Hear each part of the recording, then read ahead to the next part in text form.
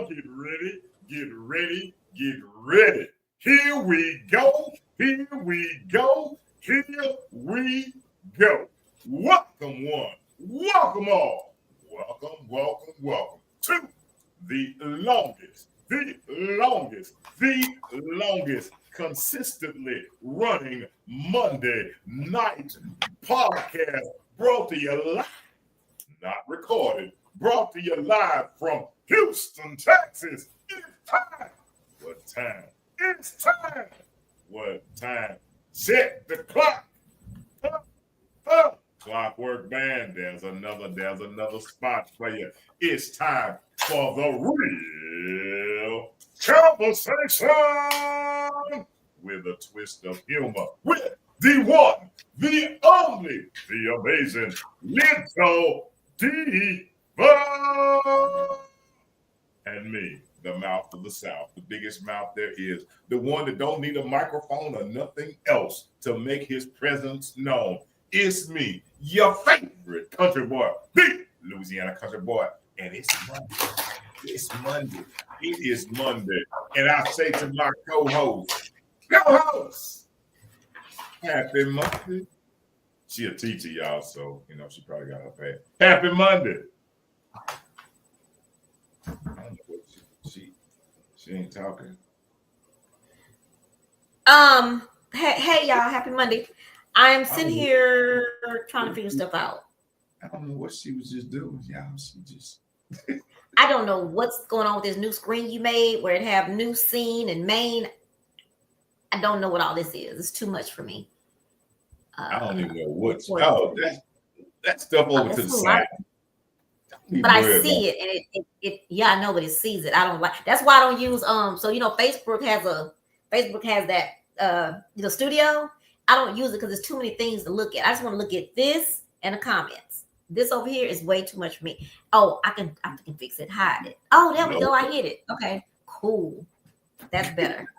That was just too much. That's just every week is too much, and it really makes the screen smaller because it's taking up that side of the monitor. Yeah. How's everybody doing today? Everybody's good. It's Monday. It's Monday. It has been a Monday too. It's definitely been a Monday. It is Monday. So I did something I'm not supposed to do. I'm not supposed to be buying anything. I said I'm gonna buy some shoes, but anyway, I'm not supposed to be buying anything else because I've got a big goal that I'm pushing for. I have a year to make it. So I'm not supposed to be buying any clothes right now. But I had a Monday. So I had to go dig deep. Well, I didn't have to. I went to the store to pick up something. I don't remember what I went to the store for. But anyway, I went to pick up one thing. And I accidentally went to the store next door, which was Ross. They had these cute little red shoes.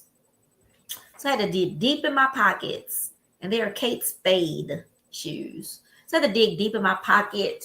I picked up another red pair that were cheaper. But then I saw these Kate Spades that were a very good price. So I had to dig into. My kids are going to see this. They're going to be talking about me. I had to dig into my savings and get these because they were too cute. They fit. That was a mistake when I took my tennis shoes off and put my foot in them to see if they fit. And they fit perfect. They're comfortable. And they're so cute. But anyway, I feel better. Is that what they call shopping therapy? So I got that. And see what else I got. I know what I went for. I went for this. These chargers are just no good anymore. So I had to go buy me another charger. Then I went to get my niece some shampoo and conditioner. And they had some little bitty shorts. So I had to get a pair of shorts for my nephews, 2 pair of shorts and 2 shirts. And so I'm still digging into my savings. I can't be doing that because I got a goal. And I got to be obedient. Got things to do. So that's where I was coming from when you called me to say, let's get on this phone call, sit in the front of my house. So you wasn't gonna say nothing about my shoes, my pretty red shoes? No. You should have left them in the store because you wasn't supposed to be getting them. I mean, that would have been, if you've been and you showing them. See, and now I'm trying to understand what I wasn't supposed to be.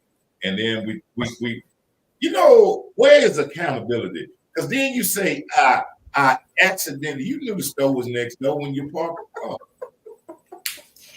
Well, I was hoping that it was Hoping going to be what? something. I was hoping it would be something like $30. The hope would have been, I'm going to hope and get myself in this car. I'm not even Yeah, going to go in there. That's but you know, at the end of the day, country boy. I don't. Well, yeah, you're right. All of that is right. But you know what I feel? What I you feel feel? great. Why? I feel great. I feel amazing. I've been feeling pretty good out there. I just was busy. But let me just say this. So I don't know if you saw the title of our show tonight. He had nothing to do with it, y'all. But I had to say this. Well, we talked earlier about something. I don't even remember what it was. And we said I told you I got to talk about this, but this is something else just happened to me. I had a lady call me about the cruise. No, she didn't call me. Wait a minute. What did I just do? I don't know. So I had a lady call me. No, she didn't call me. About a week or two ago, when we decided to give people more time to pay, the dates didn't work out for her and her friend, family, whatever the hell it was. And she's from Huntsville, Texas. I'll just go ahead and say that. And she sent me a text, that she had to cancel because that date didn't work for them. No problem. Cool. Now, mind you, on all of my flyers, are you looking at me or are you looking down? What you looking at? I'm talking to you. I'm looking down. I'm waiting on. Go ahead. I'm listening. Don't have no conversation. Let me see who else I can be looking at because he will look at me. I want to talk to somebody. You already said you got to get off at 9:02 so you can go talk to people. I'm paying attention. Look, I'm gonna tell you like that. I am so paying. Oh, but wait! Before you get started, before you get into the story, okay. Let me do this one thing first, if that's okay. It still say 25. You ready? Did you? Oh, look! Before we get started, because I know this about to be good and juicy, so I need to do this for we get. No, we're gonna pray this one in. We're gonna pray this one in. Dear Heavenly Father, thank you for this day. Thank you for your grace. Thank you for your mercy. Father God, continue to watch over us. Continue to guide not only us, Father God, but each and every one that can hear our sound of our voices. Father God, may they be lifted up. May they be lifted up. May they be lifted up. Father God, I pray for the three things I always pray for: strength, wisdom, and understanding for each and every one. Strength, wisdom, and understanding, no matter where they are, no matter what they're going through. Strength, wisdom, and understanding, no matter what they may be facing. Strength, wisdom, and understanding. Father God, let's bring those, each and every one of us together. That is my prayer, that everyone can come together and be on one board. Father God, thank you, not for what you've done, but thank you for who you are. Father God, thank you for this day. Thank you for my co-host. Thank you for friends. Thank you for family. I ask these prayers in your son, Jesus' name. Amen, amen, amen. Do your thing, co-host. Now tell me about it. Go ahead. I'm ready. I got so many things to say, but I got to say it all by 9:02. I love that. She woosah. No, God, I don't mean it in a bad way, but since he wants the show to be short tonight, he should have prayed before I got on here. Before we got on, you should go on and say prayer. You took 10 minutes off my story. Why you saying we got to hurry up? Can't be rushing. What was I saying? Oh, so with the cruise, we decided to push the cruise up to help people to be able to pay. So right. The lady in Huntsville, I really hadn't been dealing with my friend Yvette had been dealing with them. But anyway, one of the ladies in Huntsville already had told me. She said, Trina, let me let you know about my people down here. You're going to have some. I say, no, I know how to deal with these people. I've been doing this. She said, okay, go ahead on. With your bad self. So when we had to move the push the cruise down, the lady texted me and said, hey, those dates don't work for us. We'd like to get our money back. Right. Now, first thing I want to say, example, what do they say on court? Whatever they say. Example number one. Evidence, I don't know what they say. Example number one. On my card, entertainment fee is non-refundable. The back, non-refundable. But because of the person that I am, I was like, okay, I just refund them, whatever, cool beans. I'll refund the people their money. she sent back and said, and I don't remember the exact words, but they weren't the friendliest, but they weren't the worst. So I sent it back. So she sent back and said, "Oh, well, you sent it to the wrong card." No, I didn't send it to the wrong card, ma'am. Oh, the title of our show today is, I think it's Crazy People. The way crazy people act, something like that. So, sent the woman up. So she said, "Well, you didn't send it to the right card." I said, "I'm sorry, ma'am, but I have nothing to do with the card. You said send you a refund, and PayPal sent it back to the card, or Squarespace sent it back to the card that you charged on, correct? That's how that works. I had nothing to do with that." So then her sister called. She texted and said a whole bunch of stuff. She wanted, okay, cool, I'm gonna send you your money back. What I say to everyone in writing is, "Hi, thank you so much. Keep in mind that things are not refundable because we are not canceling the cruise. We're just pushing it down. So it's not refundable. However, as a courtesy, we're going to go ahead and give you back the entertainment fee." She sent me back and told me she called me all kind of rude. And that was about 2 weeks ago. I said back and said, "Well, I don't really know how that's being rude by letting you know that I'm doing a courtesy for you, but cool, whatever." This woman texts me today. Oh, so what I do is, so if I send you a refund or something, I take a picture of what I do, right? And just to have that as an extra, say, "Hey, I just did this. This is what I did." That's been 2 weeks ago. I'm in Walmart minding my own Trina Renee Lowry business. And here she texts me talking about this again. This was 2 weeks ago that I sent this. "This is not a receipt of me getting my money back." First of all, you ain't gonna get a receipt of you getting your money back. But I said, I looked at the receipt she sent back saying, "Y'all, on it says refunded." It have her last 4 digits of, can you hear me? Her last 4 digits of her credit card number, the date, and everything.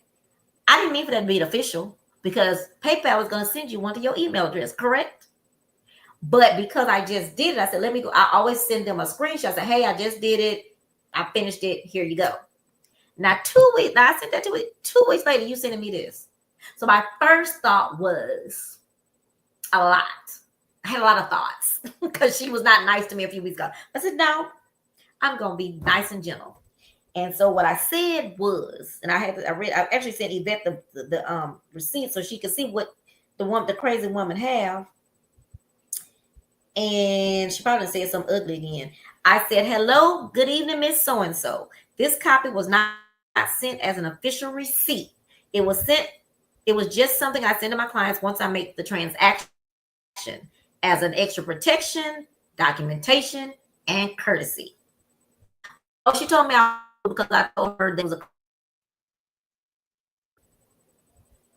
your official receipt of refund should have come from PayPal to your email. From PayPal. Let me know if you have not received the deposit in your bank account. It should definitely be there by now because that was 2 weeks ago. PayPal is the most secure payment company in the country, which is why I use them. So if the challenge is that you have not received your refund, I want to say, just say that, but I didn't. If the issue is you have not received your refund, let me know so that I can reach out to them. But what I sent you was the actual PayPal response once I hit refund. Now, do you understand that? Mm-hmm. Okay. So people, and you know, this morning I was in such a wonderful mood. I've been in a great mood, pretty good mood all day, even though I've been super busy. The people on my job don't know what priority is, and that drives me crazy. But this is what my internet is tripping. So I started the day out with, I am so excited today. This is going to be a great week, and I'm just grateful to be alive, to smile, and to celebrate another year of life. I'm going to skip down to this. Smile at people, speak to people. You never know what someone's going through. A simple hello can change somebody's day. If they're grumpy, don't be taking it personal. Something could be wrong. You know, when I call people and they don't answer the phone, you know what I think to myself? And I say it out loud. Oh, they'll call me back. Huh? Go ahead. No, I was agreeing. I'll say what you say. Oh, when I call people, I like, and people probably think I'm crazy because I say it out loud like it's what I'm supposed to say. Like when you say hello, I say, okay, they'll call me back. what I think. They're busy, so they'll call me back. So anyway, I don't take it personal. But it says, smile at people, speak to people, just give them some grace, keep it moving. My mama always say, you know how you pass by, you speak and they don't speak back? I told my mama that she told us that, well, you just do your part. And that means you don't wait for no hello. You don't wait for a response. Hello. And I know you do that at your job probably, because that's how you you say hello, you keep it moving. You don't wait for no response. If they respond, good. If they don't, fine. Sometimes I scroll and I see pictures from Rhonda Prince, and Rhonda always grinning. I have never seen one picture of her with not all her teeth. I don't know how many teeth we have. I forgot. But all of them. Then I see you come on now. Then I see Sharika always grinning too. And Sharika be going through stuff, but she always with a smile. Shawnee Morrell, always with a smile. And they be grinning. Sometimes I open up and see Rhonda. I don't know what she be saying, but I just bust out laughing. That's how I was like, that's how I want to be. I want to be like that.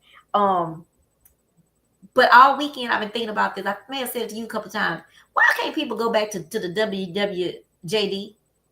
What would Jesus do? Right? So show some kindness. Give a little grace to people. Let your light shine. You know, calm down. I have to tell somebody today, don't tell me to calm down, because that's a trigger word. Somebody told me that today, and I wasn't even mad. But I said, you're not supposed to use the word calm down. It's a trigger for people. But anyway, I just had to tell y'all the story about the cruise. The thing about it is, if someone is offering you money, refund, when you know you're not supposed to get one, we need to husa and accept that someone's doing something. Because I did not have to give a refund at all. None of it. If nothing else, I didn't have to give that $200 entertainment fee back.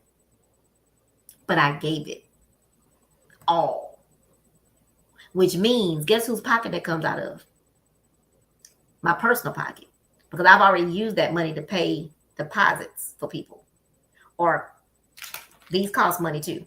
That's why I got 1,000 of them in my car. Ain't none of the people on my committee but one got none. I got thousands in there. But anyway, so I just had to tell y'all, we got to do something better. Don't be acting crazy with people. Don't be acting crazy. Amen. Amen. I agree 100%.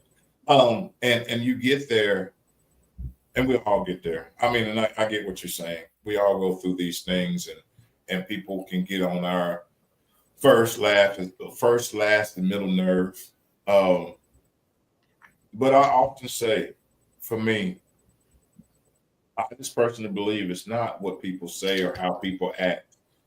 I'm only responsible for my response. I'm only responsible if I take it a certain kind of way. And that's kind of like, you know, we talk about text messaging, why it is so.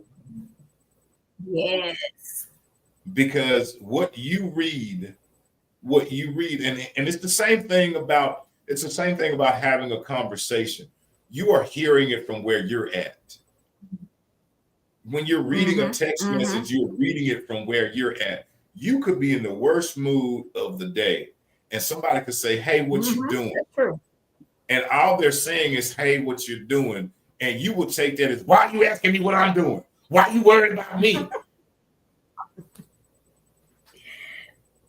Or I have to say this real quick. Or some man that think you trying to track them down, and you say, "What you doing? Why are you asking what I'm doing? You following me? You choking? What's the word they use? You smothering me." Yeah, I mean, and what we have to understand is when we receive these things, what you were doing. It's our response to anything is the mirror image of us, not the mirror image of the person that we're responding to. If somebody send me something nasty, oh well, I mean, because I'm in a good mood, and when I am that person, baby, let me tell you. Now, when you talk about speaking to folks, now, if I just feel like getting underneath somebody's skin, I will definitely do it. I did it today. I was at work today, and folks got to passing through. I say, "So what's wrong with you? You can't speak today?"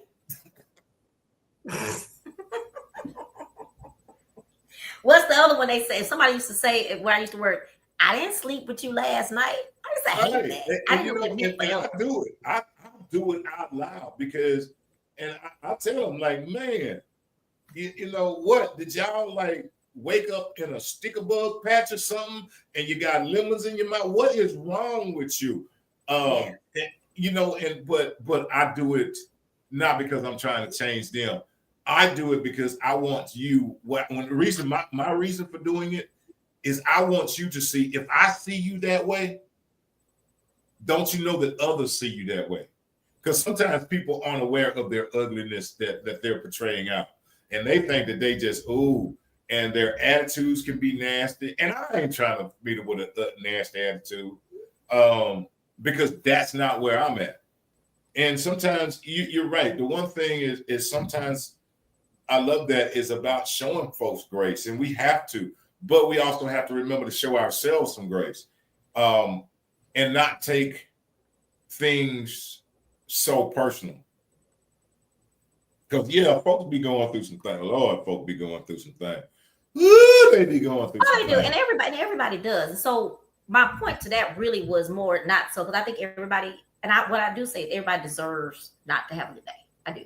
That's why I always say give people grace sometimes. I answered the phone today and I was in the middle of several things. I was in the middle of, I found out some of my consultants have been really mean to the front office at one of my schools, right? That was that. So I got to figure out what to do with them. Then something else happened. Then my boss called and said something that was due that's not priority to me. Well, not to me. It shouldn't be priority to anybody. But so three things was going on. So when someone called me, one, I should have probably not answered the phone. But the person that I'm going to tell you about, they were going to call back or something or send me some crazy text message. So I answered, and I didn't realize I answered in a huff, but I did. But I'm answering because I knew I needed to answer because what I knew, she told me yesterday yesterday she told me, I told her I would call her because I know how my day goes. You know, you could have a plan to do certain things at a certain time, but once you get to work, everything is happening when you walk in the door. So when I answered the phone, I said, hello. And she said, you need to calm down. Whoa. Well, so I said, one, don't tell me to calm down because now I'm mad. I'm mad for real. Don't tell me to calm down. But two, I said, well, I answered because I know you needed something from me. I said, but I'm going to send it to you. Whatever. I'm going to send it to you. It was about this yacht thing. And, but the point is, we tell my mom all the time, you are retired. You are at work. You can do whatever you want to all day. But you got to remember when you call somebody else, they at work. So if I called and I heard you, and I think I've said this to you before, you must be busy. You must be multitasking. You've heard me say that, right? Because I know that something's going on. I don't automatically think you're mad. I don't always, and the first thing out your mouth is you need to calm down. First of all, you're not my mama, daddy, God, nobody. So don't be telling me to calm down. That's a trigger. And I did tell her that's a trigger. Don't do that. And now I'm frozen. Okay.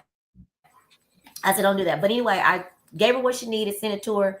But I told her don't be telling nobody to calm down. I lost my train of thought. But when someone answers the phone like that, if I call them, that's the first thing I'm doing. One, I'm asking, are you busy? I try not to say what you're doing, but I do that sometimes. I mean to say, are you busy? Two, if they answer the phone in a huff puff, I be like, you okay? Or you busy? You must be busy. Or what's another one I say? I tell you all the time, you must be because we'll talk a few minutes because I can't catch that you're doing something, but then I'll notice you're not paying attention. I'll say, you must, like right now, you must be multitasking. I give people grace to think that maybe something else is going on and it has nothing to do with me. Right. You know what I'm saying? And I think that's the world is so fast right now, right? We always moving, we're always doing something. So you got to realize that one, nobody knows. Let me see how I want to say that. I don't know how I want to say that, but let me not say it because it ain't gonna come out right. I'll think about it first. See, look at me thinking before I speak. Well, but anyway, let me see. Can I help you on it? Nobody knows how heavy the luggage is that you're carrying. Only thing they know is how heavy their luggage is. Right. And It's one even of those though things. you may be carrying it with grace, Mm-hmm. nobody still knows how heavy that luggage is. Mm-hmm. Mm-hmm. That is true. Like, remember I told you the girl at work that last year she called me about some crazy stuff that was going to work, and I was having a moment that day. It took me 15 minutes to get out the car. Right. About my daddy. Yeah, it was 3 or 4 months down the line, but I'm still grieving, child. I'm trying to go to work every day and keep a smile on my face and do what I'm supposed to do. But that day, it took me 15 minutes to get out my car. And then when I got out, I dealt with some stuff, and I said I'm gonna have to go home because I can't take it. Long story short, she just not started speaking to me. We just started speaking, but anyway, she called me to go over something. I said, because I was told you have to sometimes and me and you've had the discussion on this show.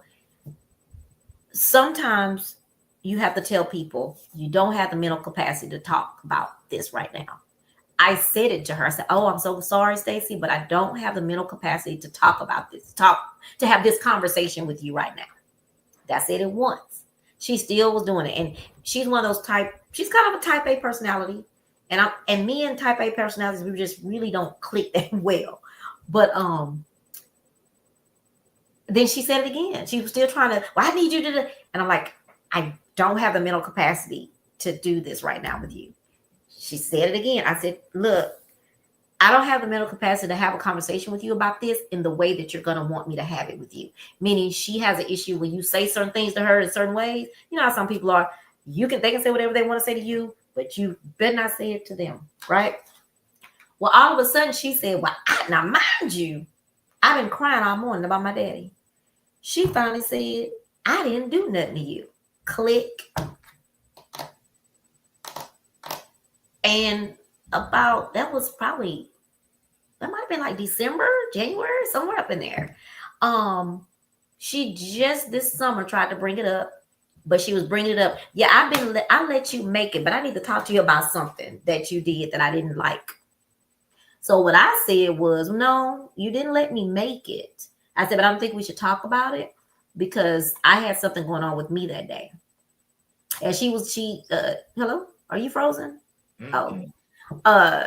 So yeah, people don't ever know what you're going through. And sometimes I think, Country Boy, people don't even care. Because what they think is important to them is what's important to them at that moment. My daughter says this all the time, and I've adopted that because it's really true. Your priority is not necessarily my priority. Because you did something at the last minute, don't call me trying to get me to run and do your stuff, because that ain't my priority. That's your priority. Yes. You know what I mean? So when I say sometimes I think people don't care anyway that you have something going on, I think some people don't. Some do. But I think some people just really don't care. As long as they get what they need out of the conversation or whatever it is they were doing, that's all that matters, right? Yeah, that's true. I mean, they used to say it in the automotive industry when people would come rushing, your lack of preparation on your behalf does not constitute an emergency on mine. I love that. I mean, that's hey, that don't mean it's emergency. And I'm sorry. I can't move no faster because you in a rush. I mean, and that's how I look at even when I'm going to work in the morning, I see people zooming. I'm like, But wait, you drive like a pawpaw.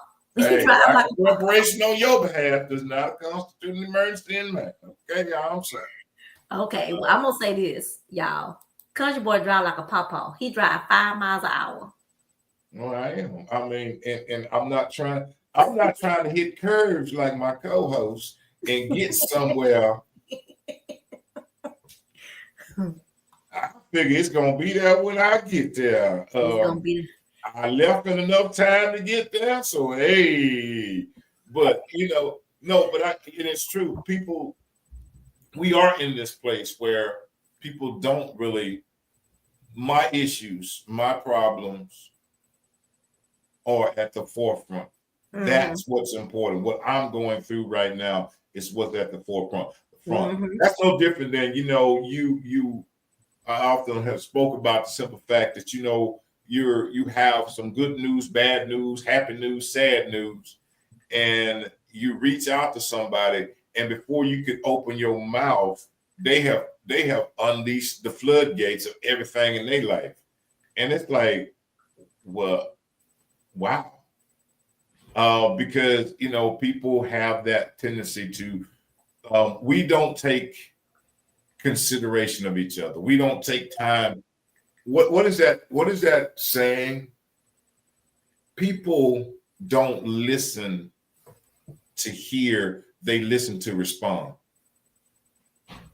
They listen exactly. They're not And listening. I'm guilty of that a lot. I must say that. And that's bad. Personally me, I'm one of those people that try to listen and try to retain things about people. Because I make so many things personal. I like to make people personable. It's just not just, and that's from work to person, that's just remembering, little things, just simple things. I try to make a mental note of those things. If it's, if it's, you don't like brown or you like to eat Reese's peanut butter, just those things that you, to make a person feel like, hey, you are paying attention. You are actually listening, because we in this society, in this day and time, once more again, we are not listening to each other.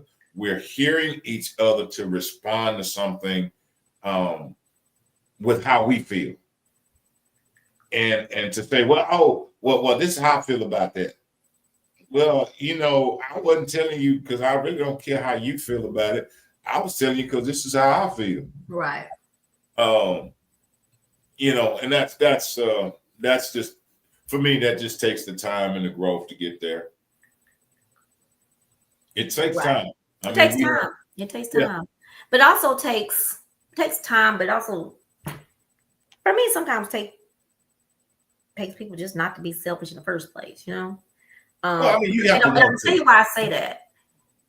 I understand it takes time, but those people who act like they have been delivered and they are Mary Jesus's mom that do that, you sit back and look at them and be like, you're preaching every day and shouting out these scriptures every day. You ain't just posting them on Facebook. You like literally walking around like you are I don't know what word right now, Jesus's mama.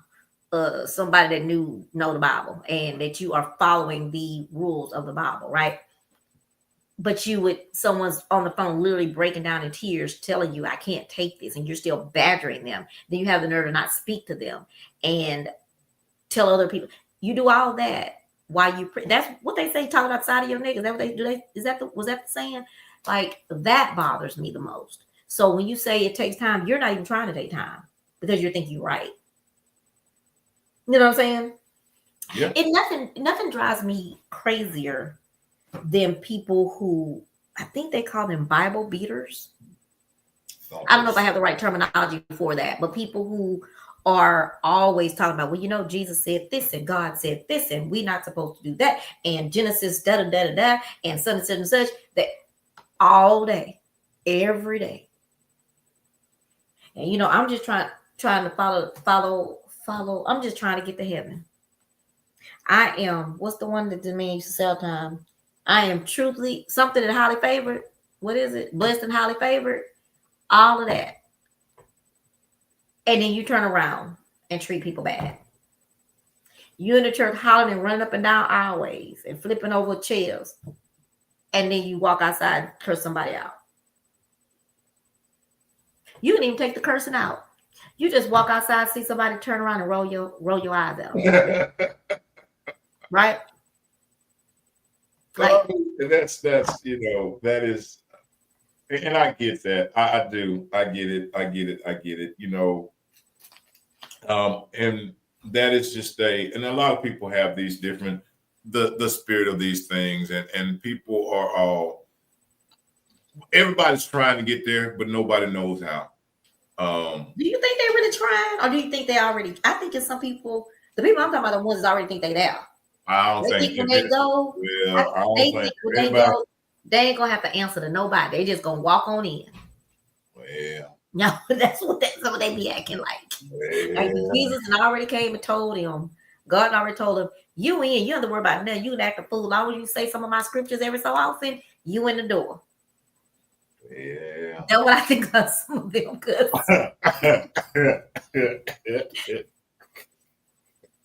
no, this particular person.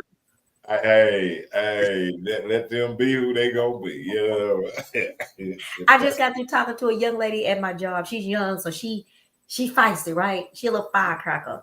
And someone did, and she's always telling about these people doing stuff to her at this particular school, Marshall Middle School.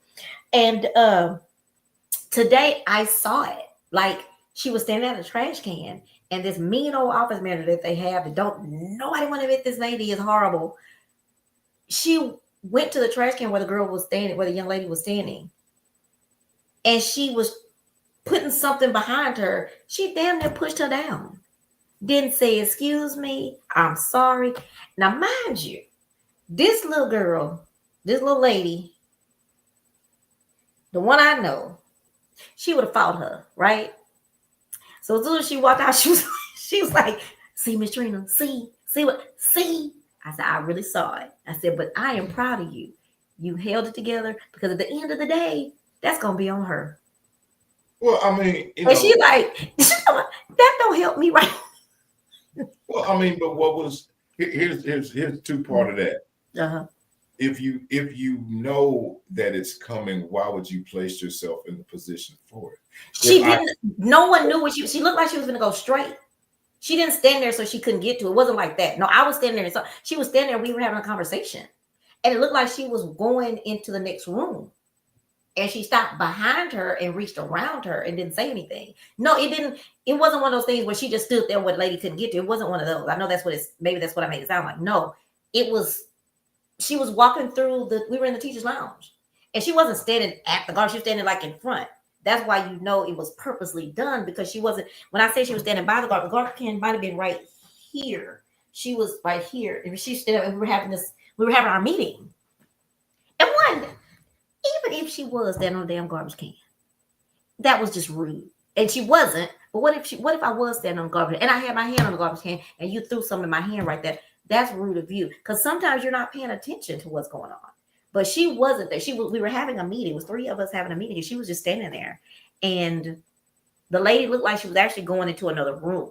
I didn't think nothing of it, because I probably would have said, "Girl, you might move for this fool hit you," if I would have saw it. Or if I would have thought that's what was happening. But it was so it was random. Like it was not random, spontaneous. Like she went that way, but then she went there, and she didn't do anything. And my thing was, I told her that sometimes people are picking to get an emotion out of you. They're picking because to push that button, and don't let that happen. I mean, it's just be little things. People be picking at people at. And my point to that was, I saw her. I don't want to use the word growth right now, because I don't think that was it with her. But what I will say, she controlled herself while I was standing there, and because I wanted to say, and normally I would, but I know what's going on with that school and what they're trying to do. So I said, I didn't say that, but normally I would have said, "So excuse you, you didn't see her standing there," and what I normally would have said. But like I told her, I said, I'm older, I've been through things, so I know what they're trying to do. I said, but your job is to keep smiling and grinning and keep it moving, and don't let them get the rise out of you that they're trying to get. Because don't you agree that sometimes people are trying to get a little rise? I think every time. I think all the time. I think everybody's trying to. You do? Get, whether it's a positive one or a negative. Okay. But I think that's always the case. That is always what's going on. I mean, and again, it is viewing people from where, from a different standpoint. For me, it's trying to see people through the lens because people see me through the lens that they're looking at. Mm-hmm. That's the only way they can see me. They view me through the lens that they're looking at. Yeah. And their lens could be dirty today, so that's how they see me. That doesn't mean that that's a reflection of me. That's just their view. And And that's the thing. I think that we all have to work on that. And if it comes to a point, you just have to, sometimes you have to have those conversations with people. Mm-hmm. And you just have to put them on the spot and just ask them that question. Is there a problem with me?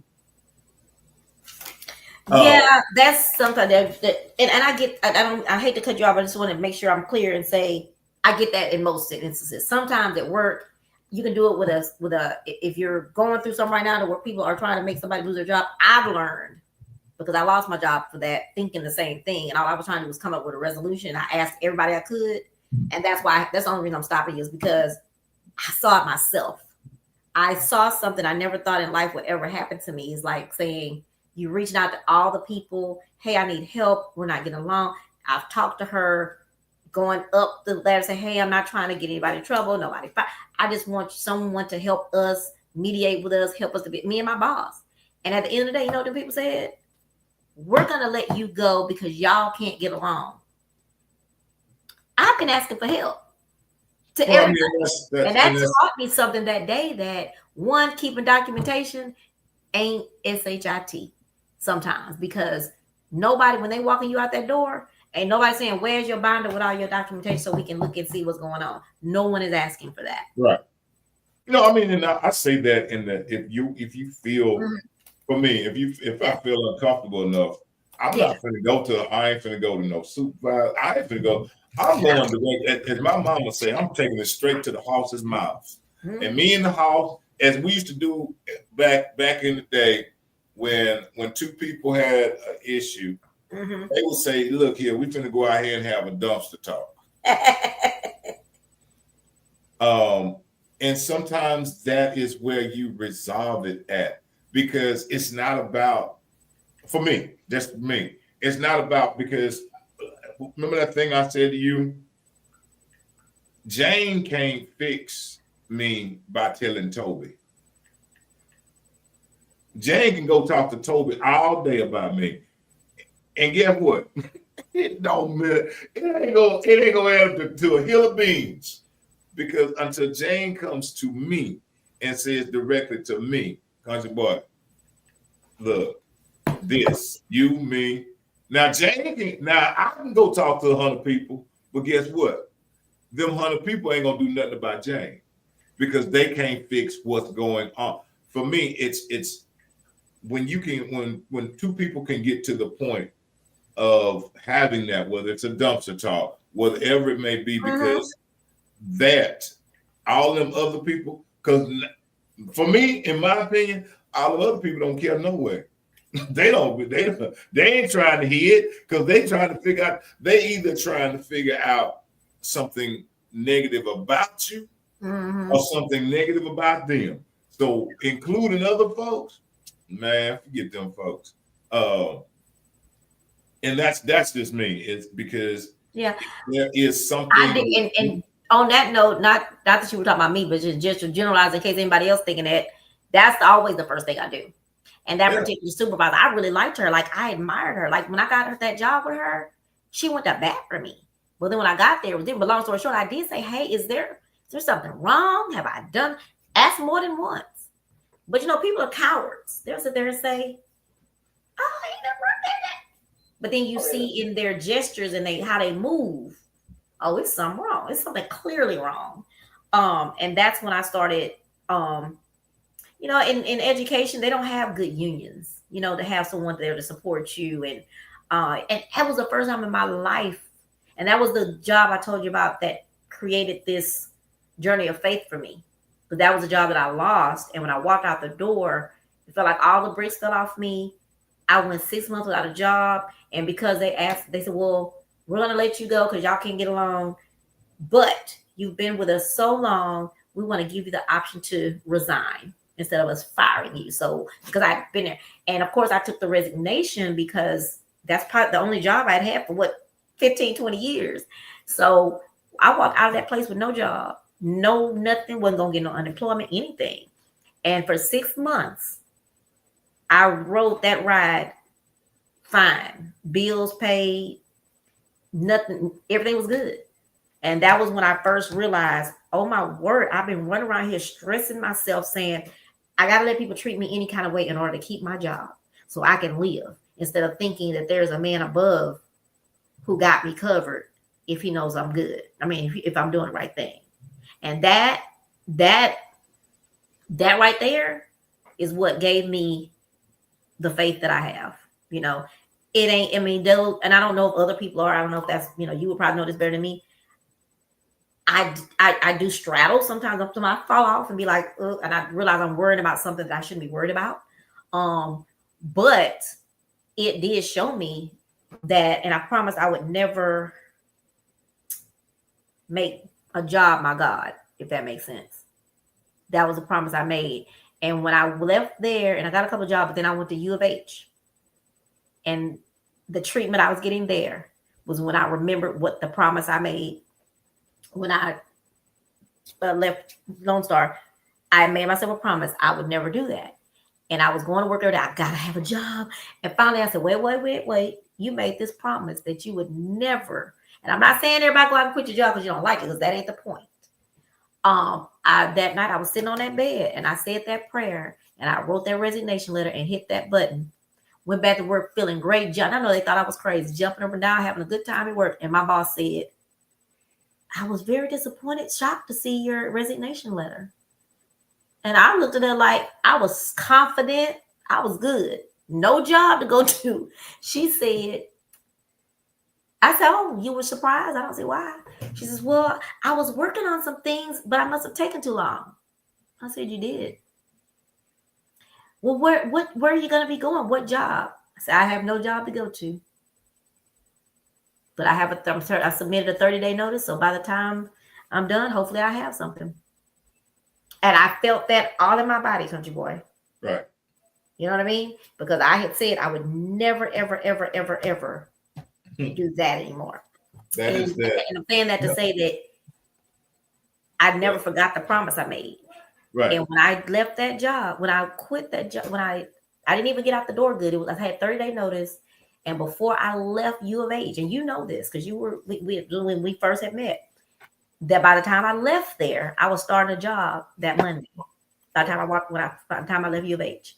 And that is how God works. So when people look at me crazy, or when I'm still not quite comfortable with saying things, even like my sister, to say, hey, I know this is happening, but I promise you, if you pray and you put your faith there, everything's just relax, chill, do this, do that, work on your business, do this. I promise you, because I know how it works, right?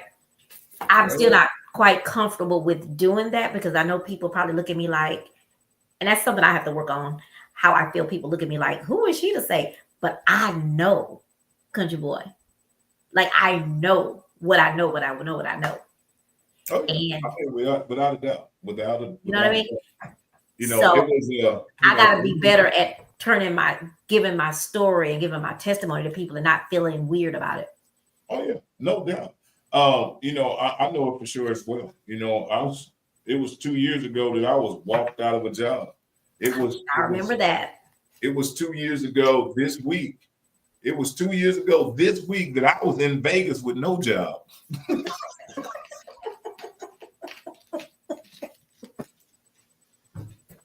I was in Vegas. I ain't have nobody job. But, you know, for me, and I'll never forget the conversation, and it stays with me that the day that I got walked out of my job, that I don't know what it was, May, June, right before my birthday. Mm-hmm.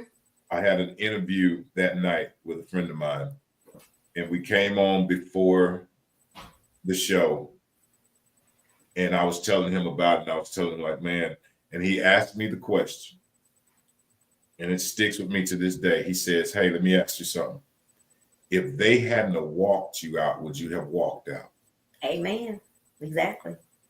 And I said no. Mm-hmm. And I went from that moment on to focusing on this vision that God had given me. I focused on this purpose. I focused on being the steward over this platform. Mhm. That's what I focused on. It wasn't, and just like you, every step of the way God provided, I got you. See, I told somebody this the other day. It is easy. It is easy to trust God in the sunlight. Huh. It is easy.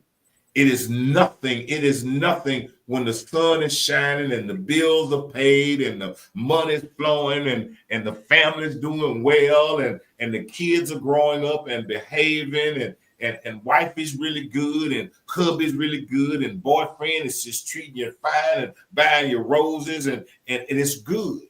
It's good when you're taking family vacations and you're out there and you flossing. It's good. It's easy to say, oh, I trust you, God. Oh, I love you, God. It is easy. It is easy to say it when the sun is shining. But your faith is not tested in the sunshine. Your faith is tested in the storm. And I will ask you this as I close my mouth and give it back to my co-host. The question I pose to each and every one, and you can take this home and you can sleep on it. Do you have storm faith? Do you have storm faith? Because it's easy to have sunshine faith. It's easy to have good day faith. But do you have faith in the hospital when the doctor gave you that report? Do you still have that same faith that you had when you bought that new car? Do you have that same faith when you walked her down the aisle and you proposed to her and you were all happy? And do you have that same faith when the marriage is falling apart? Do you have storm faith? Do you have faith? You know, when they gave you that big old promotion and then they added that extra bonus to it, but then they started doing the layoffs and the cuts. Do you have the same faith? Do you have storm faith? See, because what I know and what I can say my co-host has experienced is that it's easy to have the faith when things are going well. But it is at that point when it don't look so good, do you have faith? Do you have storm faith? Exactly. Do you have storm faith? Because that's when it's built. I'm going to tell y'all now, that's when it's built. That is when your faith is built. It ain't built in the sunshine, baby. Your faith is built in the storm. Just like you said, that's easy. That's easy. It's so easy. That's how they say nothing good comes easy. When I walked, first I had to deal with that whole 2 years of Calandra Purvises being very mean to me, to get to a point of asking everybody, and I'm used to getting things resolved. I like to get stuff, especially at work. I do a great job I do great at work. I do a great job, and for someone to not see what I was doing, and everywhere I turn, and then when you say I need help, there was no help involved, and to make me sit in that. And I'll say he allowed me to sit in that and deal with that and marinate in that thing, right? And it was one of those times that I don't know what scripture or nothing to where you would scream at God and be like Job, saying, why are you doing this to me? Like, what? Why are you doing this to me? I'm faithful to you. Now, mind you, I wasn't faithful at that, but my point is, I'm doing my job. I'm doing my job every day. I'm coming to work every day. I'm taking on tasks that aren't mine because I want this lady to look good because she's too busy to be dealing with that. Why is this happening to me? And I'll never forget my daddy's first sermon. You know what it was? Mm. He said, he got up and said, you know, people always say, why me? Why not me? I know people have given that sermon a lot, but that was my dad's very first sermon. And I say that, but he's gonna make you sit in that, right? And that is where you don't see what's happening. But once the end comes, which is not always favorable, which it wasn't for me, I lost my job. That was the scariest thing all my life, was losing my job. How can you lose your job? How are you going to survive? You have to let these people treat you like they want to, be a robot, because you cannot survive without a job. And to me, I felt that I made my job God. Yeah. I thought there was no other way to survive. And again, I'm not telling nobody to go out and just be quitting your job. That's crazy. But y'all understand what I'm saying. Y'all adults, I hope. So when that woman came in that morning, when I've been out on mental leave because I was stressed, full of anxiety, like heart palpitate, like everything was happening to me, and asking for help from different people, HR, which I learned HR ain't for you. All of these things I did, documenting, nothing helped me. I had one person in my life, her name was Dr. Brandolyn Jones, who knew what was going on. She saw it and she couldn't believe it. But anyway, so that day I got back from leave, that Monday, I came back from leave and the HR lady was there. And my boss was there. And they came in his office and I was still doing what I was supposed to be doing. And that's when the HR lady said, you know, I'm so sorry, but we're going to have to let you go because we can't figure out how to make you two get along. Can you, no one, I don't think anyone would know how that feels, is to know all of the things I did to try to fix it and no one helped me. And for you to come to me and say, so anyway, I walked out of that job.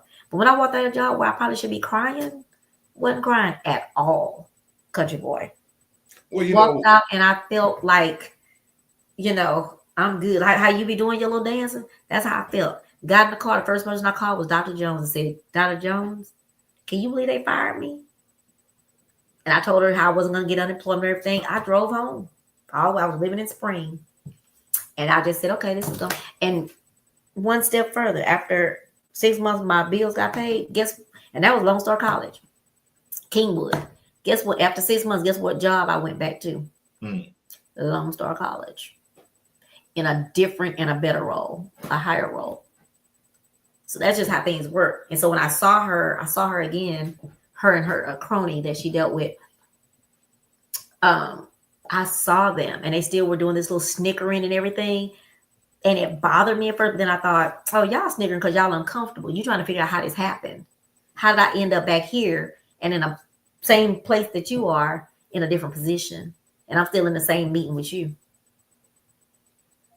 A lot of times in situations, what I learned from myself, can't speak for nobody else. Situations that I have been in, it wasn't about God trying to change the situation. He was he was working on me.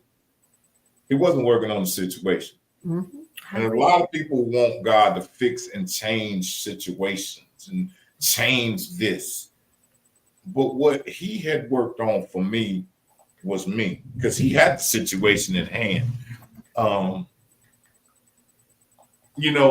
listened to and I have to see if I can get it almost to the point of Sunday. It talked about a message about faith. And it was talking about faith. And it was talking about the word that is in there that so many people talk about. It says faith is the substance of.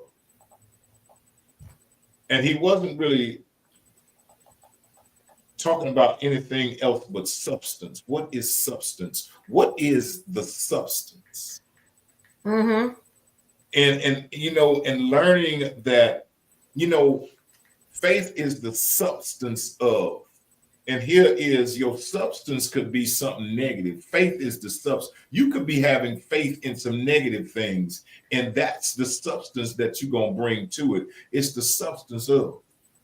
Because on both sides, that faith, you could have faith that everything, as a lot of people say, ain't nothing going right. So your faith is in the fact that ain't nothing going right. So that's your substance. Because that's how you handling it, right? That's your substance. That's the thing. So faith is the substance of things hoped for. You might say, well, I ain't hoping for nothing, but you say ain't nothing going right. So that's what you pouring into that faith. That's what your faith is lying into the negative that ain't nothing. If I ain't never going to have no husband, I ain't never going to have no wife, I ain't never going to make no money, I ain't never going to get out of this. That's your substance.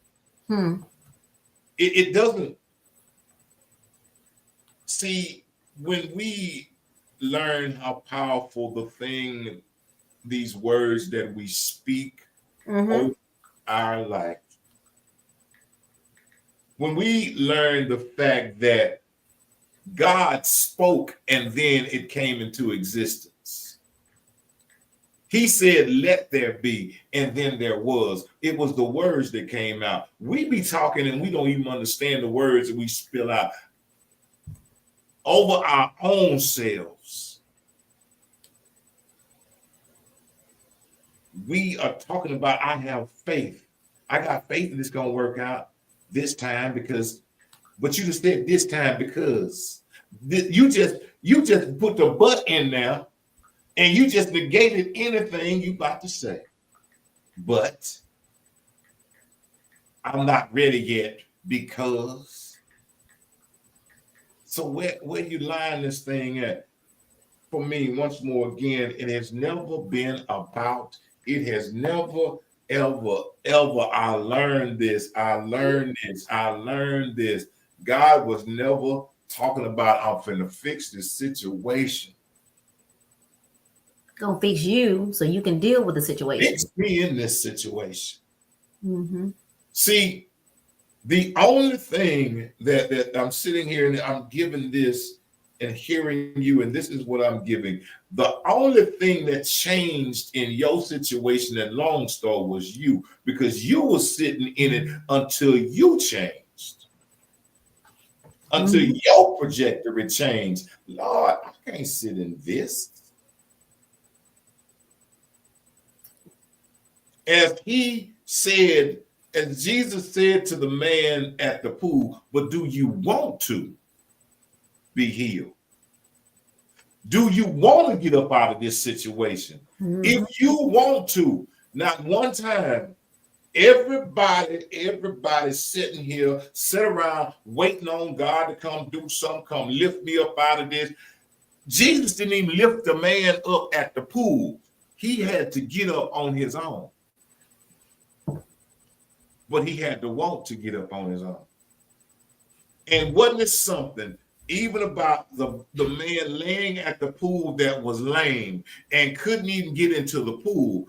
Guess what he did? Not only did he get up, he even carried his bed. So his legs were strong enough not to only get up, but it was strong enough to carry his bed with him.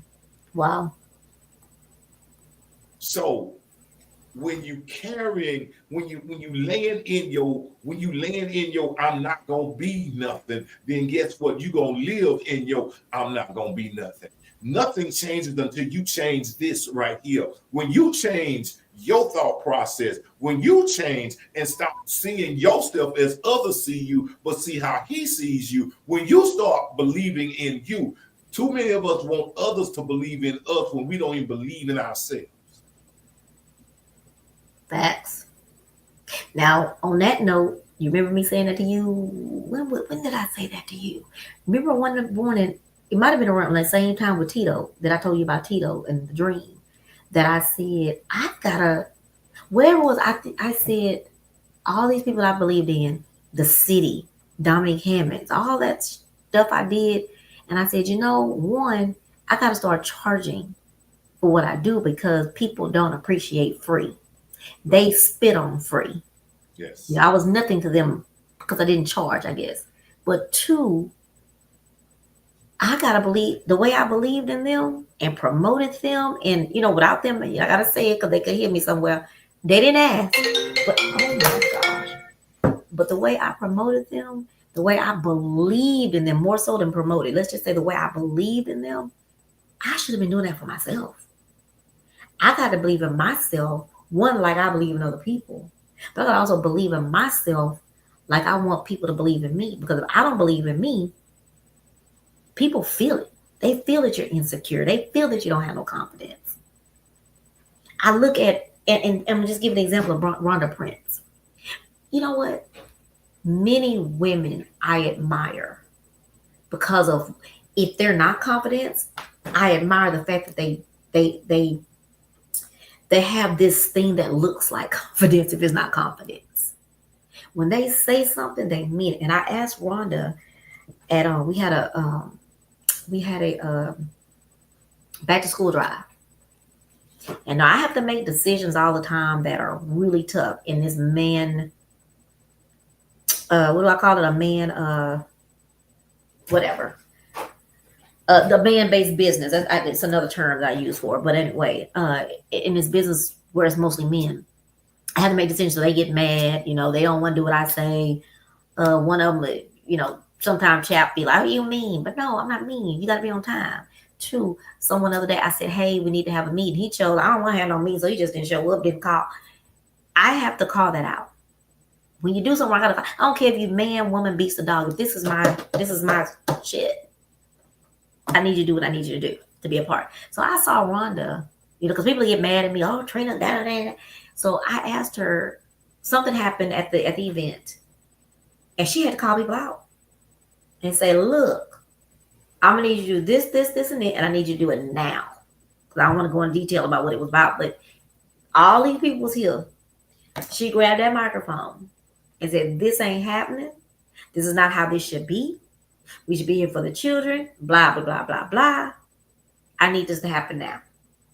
And she had a bass in her voice that she meant business. I had to ask her that. And I saw how people weren't mad. If they weren't going to say it out loud. They weren't going to show it. But it was a respect that everybody had for her and what she said. Because if I tell you what these people did, I don't care how embarrassing it was, they got to moving. They got to moving. And again, they might have talked about her when they left. But while she was there, they did what she asked them to do. No, what she told them to do.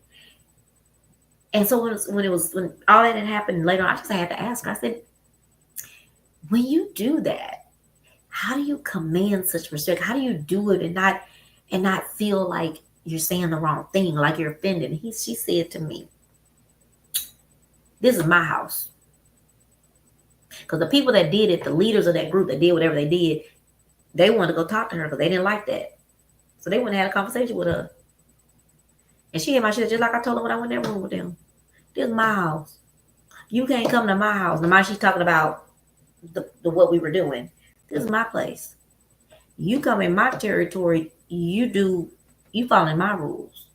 If I come in your house, I'll follow yours. But while you're here on mine. And so she said, "And Trina, when I say it, I mean it. I mean it. I don't care what you think. I don't care what you feel. What I say, I mean it, and I stand on it." That's the difference. And I will be honest.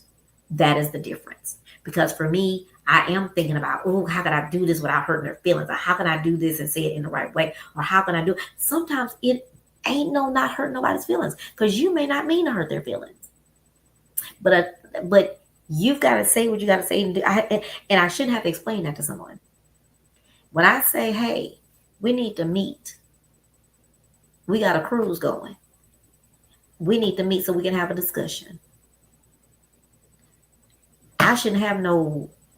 Well, and that's and I say all. And I'm just saying that to say that oftentimes in this that's the word, male-dominated business, men just be like, "Oh, that's just, I don't have to."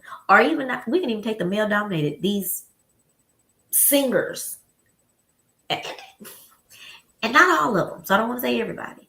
I even gave the example to Chap that when we did the Zydeco cruise, Chris O'Dwayne lives in Lafayette, Louisiana. He came all the way to Houston for our meeting about the cruise because it was important to him, and he knew that this is a professional thing, and for us to get together, we got to meet. And I'm saying all that to just say that is what when I look at women and I admire them. That is what her name is, Anna. Oh, I can't think of Anna last name, but she's on The View, Hispanic lady. Love her, and what I love about her is and I think how people say people are jealous of you. When people are jealous of you or they talk about you, is because of something that they don't have. I don't talk about people. I admire people that don't have that thing that I have, that they have that thing that I don't have, of making a statement and standing on it, right? Making a statement, standing on it, and meaning business, and walking away in confidence that I did the right thing, or I said what I needed to say to get the job done. Because like she said, this is my stuff. This has got, because you can go off into the wilderness and nobody will care. But my name on this. My hard work, blood, sweat, and tears is on this. So I've got to be able to get to the point to where I've got to demand with some respect, but I can't be tiptoeing and trying to say, oh, I got to say it this way so that so-and-so won't be upset. Oh, I got to fix it. A therapist told me that one time. He said, you so busy trying to fix things and wrap it up to present it to people correctly, it is stressing you out. Do people care about how they say things to you? Sometimes you just have to say it because you're Dietrich. He used to tell me that. You holding all that, and he would say it in a funny way because he country. You holding all that in. And he would say some things that come out your body. You're going to have one big thing one day and it's just going to explode because you're holding all that up in here. You need to release it. So anyway, saying all that to say, I just realized Women's Equality Day is on, it's on August 26th. But like even like Kamala Harris, I don't like her just because she's a woman. She's a Black woman. I love her because she stood on what she believed, and I love her because the work she's done in this world, right? Anna, what is Anna's last name? Love Anna. I like Anna because she be calling out Donald Trump, but I actually like Anna because she's smart, and she speaks truth, but also not really caring what other people think about her speaking the truth. Some of us hide from the truth. So anyway, I'm just saying all that to say I ain't kissing nobody but I can say Rhonda, someone that's in my circle and that I know, when I saw her do that day, and it was a touchy subject, and she was able to just come out, hey, look, what that microphone? Get. I need you to do this. I need you to do it now. I mean, right now. So, but anyway. And I, whether it's male, female, it doesn't matter. I mean, I think that I feel. What? Go ahead. I just personally feel that's one of the things that you have to. So many people you remove the feelings and go with the facts. Sometimes you have to take your feelings, put them in a bag, set them over to the side, give them the much respect as they deserve. These are my feelings. Feelings, I appreciate you. Feelings, you will always be with me. Feelings, you are my number one. Feelings, I need you. Feelings, I respect you. Feelings, you're going to have to sit over here while I handle these facts. Okay? Because right now, too many people get caught up in the feelings. Well, I feel like this. Let's just work with these are the facts. Okay? I don't feel about you a certain kind of way. These are the facts about it. And when we can do these things, and because feelings can be misinterpreted. Mm-hmm. Feelings can be objective. They can be subjected to something else. We went shopping this weekend, and I'm done now. We went shopping this weekend. Bought a whole bunch of fruit. Friday, Saturday night, the executive producer wanted watermelon. And we got watermelon, had all kind of watermelon. Well, I asked her Sunday, do you want to take the watermelon? She said, no, I don't want it no more. I don't feel like it. It changed. It was the greatest thing in the world Saturday, but I don't want none on Sunday. Do you know what? That's your feelings. And when you get them things all up in there, when you're handling certain things, it's not about, I mean, I think that, yes, you have to do it in a level of respect. You respect, but you can be firm, you can be direct, you can show some caring, but you got to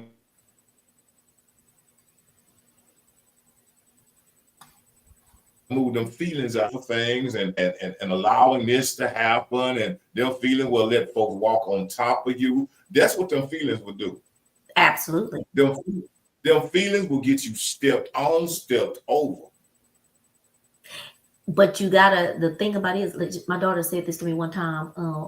We were talking about going out, people, and I'm gonna tell you why it makes sense, why it goes with this. We were talking about something about, I hate when people be talking about, all you do is go out, blah, blah. And she was just saying, you're not doing anything wrong, whatever, and you need to stand on it. But when you stand on it, you got to be able to accept the comments and all. And so that's the part for me with when I have to stand 10 toes down to say, hey, this is how I feel, this is what I mean, what I'm gonna do, what I'm not gonna do, what I'm gonna deal with, what I'm not gonna deal with. I'm doing better with it, to be honest with you. I'm doing much better with the, hey, this is what I said it in a minute. And I didn't say, and I know what I try to make sure I do too, Country Boy, is make sure, even though we know feelings are not bad, I still try my best to say it in an assertive manner, but still being respectful. The problem is, especially men, because and you can believe this if you want to, but this is just, again, being in a male-dominated business, there is a difference. There's a huge difference of a woman being in a male-dominated business, and you do have to be a little bit more assertive, but you also have to be able to take the attack that's going to come back for you because of your woman telling men what to do. Some take it very well. Some take quote unquote orders. I'll never forget, I did a cruise one time, and this DJ had never been on a cruise, never played on a cruise. We cool now, but I went down looking for him. He was going to be playing for a party, for one of the parties. I had been asleep. I was exhausted. Country Boy, I went down there looking for him, and he told him, I said, well, where's the party? Where's the DJ? They said the DJ said he was packing up because he tired of taking orders. This was the last night of the cruise. Where was the party? And I say that to say, again, you would have, 9 times out of 10, you would not have, that probably wouldn't have happened either had I been a male or had a male partner. And so sometimes you do, just like with the meeting that I tried to have. This person just like, whatever, didn't say he wasn't coming, just wasn't gonna come. Well, he did tell people behind the scenes he wasn't going, but he didn't tell me that. And that's what I'm saying. So it has to be one of those things to where, for me, in that moment is when you have to start saying, you're not gonna roll with us. You know what I mean? And I've done that. I've had to say, hey, can't use you, or love you, think you're great, but this just ain't gonna be the one for you. I've had to do it, but I hate it. I'm good at tough conversations now, but I hate it. And I don't hate it because it doesn't need to happen. You know why I hate it? Because the feedback and the flack that you get after. And that's the part I have to work on. That it just is what it is. If you're going to get cursed out, you're going to get cursed out. And I mean, those are just things that happen in life. I mean, it is. But it's just you have to learn how to be able to accept it. Because what you're going to do is spend a bunch of money on something because you didn't have the balls to tell somebody, hey, you can't go because I got to move on. The truck got to keep moving. Or the ship got to keep, that's a good one. The ship got to keep sailing. And that's what the other night we were talking to you was like, well, the ship going to go. You just ain't going to be performing on it. But we're going to wrap up, y'all. I thought this was a really good conversation.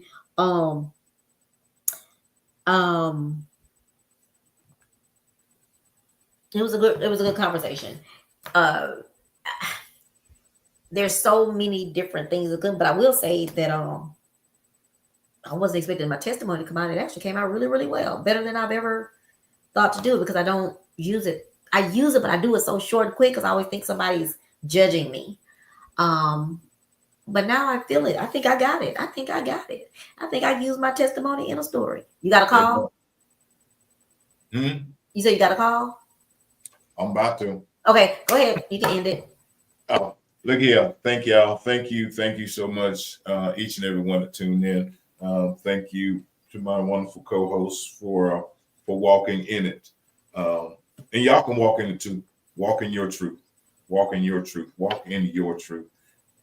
Everybody's not going to like your truth. Everybody's not going to accept your truth. It's okay. You are the biggest, craziest person in the world if you think that everybody's going to accept your truth and believe in your truth and support your truth, because they ain't. I'm going to tell you right now. But what I will tell you is you walk in your truth.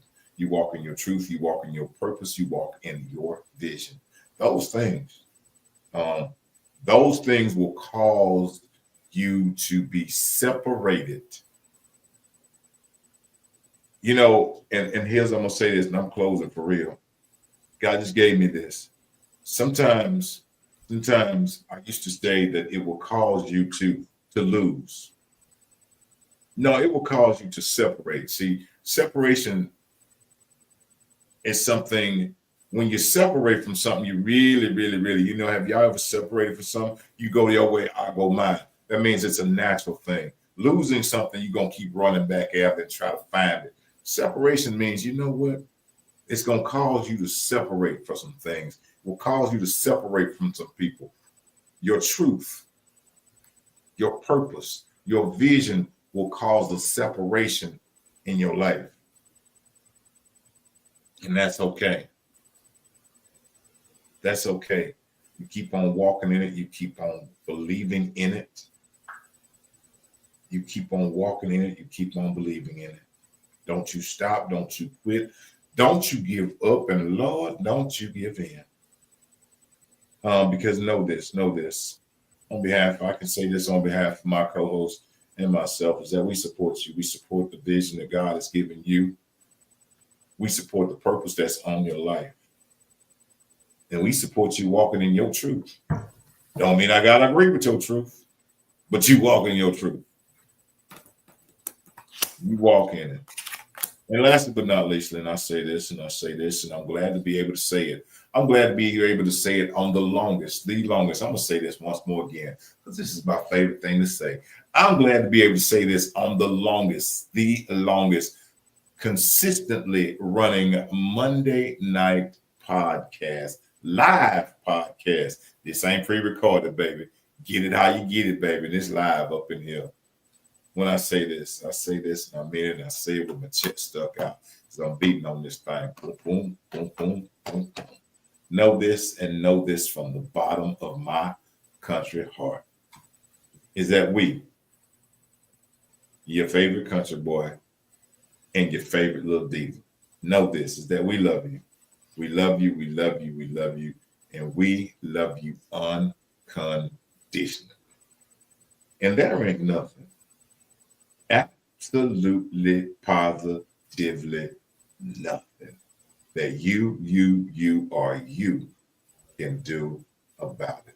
Thank y'all so very much. Oh, I'm gonna throw in a little note. Look, if y'all want to come out, go get you a ticket. Come out to the Shack on Wednesday. We'll be live at the Shack on Wednesday. I'll see if I can coerce my co-host maybe to come out and pop in for a moment. But we'll be at the Shack on Wednesday. Have a special guest, 2 special guests. We're gonna be talking about something my co-host has taught me. We're gonna talk about relationship on Wednesday. Woo-hoo!